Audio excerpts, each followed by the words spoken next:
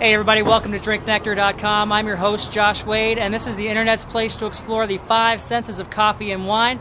Today we're at Barili Cellars at 608 West 2nd. We're going to go in and talk to this fairly new winery, just introducing their second vintage, find out how they came into existence and what's next for Barili. Alright everybody, I'm here with Russ Feist and Steve Traben of Barili Cellars. I'm really excited to be here, you guys. I've heard so much about you, and I've never had any of your wine. So thank you for having me. I appreciate it. Thanks a lot for being here. Yeah, it was a nice story and walking me through the place. An amazing space, and I'll show just the space as we're talking. We'll show some of the space to people that are watching. But you guys have been making wine together for a little bit of time. But tell me the story of how you got connected and how Barili Cellars came into existence. Sure. Well, we started out as home winemakers, and we've got probably, 15 years both doing our own home winemaking. And then we started like every home winemaker. It gets a little bigger. You start out with a kit, you grow, you maybe make a few fruit wines, and then you venture into the grapes. And that's how Steve and I met. We were sourcing our grapes from the same place, and I couldn't make it down to Prosser one year, and Steve could. And so I called and got linked up with Steve, and here we are. So you brought back his grapes and eventually you met. Exactly, and Russ and I both share the same employer, so it makes it just a nice environment for us to be able to get together and collaborate. And so we did that for a couple of years, and really then just kind of fell into an opportunity where this space, which is the Spokane Entrepreneurial Center, it's owned by Steve Salvatore. Steve was very gracious in building out the space and giving it a real kind of winery look and feel, and great ambiance, and it just gave us kind of the boost we needed to kind of kick us out of home winemaking and get into trying to do this on a commercial scale. So over the years you developed into having enough wine where you decided at a certain point you're going to go commercial. And that point probably had to have been sometime in 2006. Right. And so last year you released your first vintage of 2007 reds, and then probably 2008 white, Viognier and Chardonnay. And you opened up in this space. How long did it take you to sell out? We sold out in about 7 openings, which is really good. That is really good. It is. Very impressive. So, I mean, what do you attribute that to? Because there's a winery out there, the winemakers are going, all right, I need to have the magic they have. How did it happen?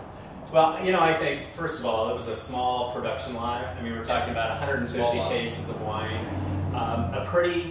Some pretty big events on Mother's Day weekend. It's a 3-day marathon. I think most of the wineries in Spokane experience a couple thousand people coming through their place. And frankly, I think just Russ and his wife and Dana and I, we have a pretty good network of friends and supporters, and we're able just to get a lot of people to show up, and a lot of people that have been encouraging us, and I think at the end of the day they enjoy the wine, and that's what comes down to. They enjoy the wine. You got to enjoy the wine. They bought that first bottle, that first case, and then they come back and they probably bought the next case, and before you know it, you're out. Exactly. So for this year's release, you bumped up production to about how much? Yeah, about 350 cases. 350 cases. Yeah, so we doubled our production intentionally. Right. We're sort of on a trajectory to get maybe up to about 500 cases and then plateau off there for a couple of reasons. One, it would be pretty difficult to maintain a day job and do this on the side for more than that. And two, just the space limitations here. But this is such a tremendous location, and to have a tasting room and a basement production facility. We're gonna continue to take advantage of it. So it's a really nice balance. So Russ, do you have a favorite of the 4 that you guys have out there? The Cab, the Barrel & Red, the Chardonnay, and the Viognier? My 2 favorite are the Cab and the Viognier. Okay, really. And then how about you? Same. Yeah. I really enjoy those 2 wines this year. I think all of our wines are great, but there's just something about those 2. If you're watching this, chances are if it's sometime late in the year and it happens to be maybe even midsummer, you might not be able to make it in here and get some wine. But always check, because they're going to be open on First Fridays. First Fridays. Okay, First Fridays, and that's it. Well, we'll be open for First Fridays throughout the year. There will be the Holiday Wine Festival. Okay. if we If have he's got wine, wine, if we yeah. have wine. Right. We're doing a few other events, and we're always, open to consider some kind of appointment. If, there's a group of people that want to come in and we have wine, we certainly try to accommodate that as well. So I'll scroll contact information across the screen. You'll see how to get a hold of these guys. But what's next for you? I mean, I know that you've been doing this together for 2 releases now, but been working together, collaborating on it for several years. But what are some of the next steps, Russ? You want to talk about that? Sure. Well, right now I think, and Steve, correct me if I'm wrong, but to try to just kind of hone in and hone our winemaking skills and also source some of the grapes. We're still looking at various areas and looking and seeing what type of grape and what type of wine that we want to make, where to get that type of grape. Sure. Right. So what do we have here that we're going to taste? So this is our 2008 Cabernet Sauvignon. It's 50% Cab Sauv out of Red Mountain and 50% out of Rattlesnake Hills. And we blended the two because the Red Mountain is just big, tanniny, and the Rattlesnake Hills Cab is really much more fruit forward, very strong fruit, and together we just think they make just a dynamite combination. Cab. So I hope you think so. But well, I'm sure I will.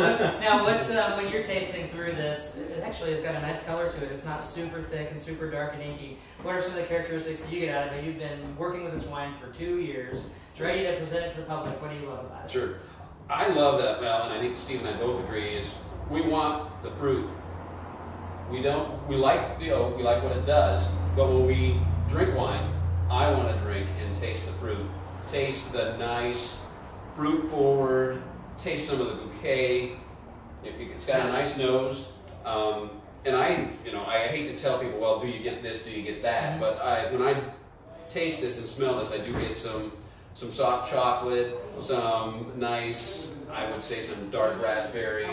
I got a really nice spice in the back. Yes. It's still actually lingering. I think I sipped it about 20 seconds yeah, ago. it does. It does there. have a lingering finish, but it's got a really tremendous. I love the nose on this wine, and then it's easy on the palate, but then it lasts forever. Well, Russ, Steve, I appreciate you having me down here. And you guys are going to have an amazing turnout tonight, and then also just in the future releases and the future events that you have here. But life is always meant to be enjoyed with friends, and great to meet some new friends. So cheers and drink happy.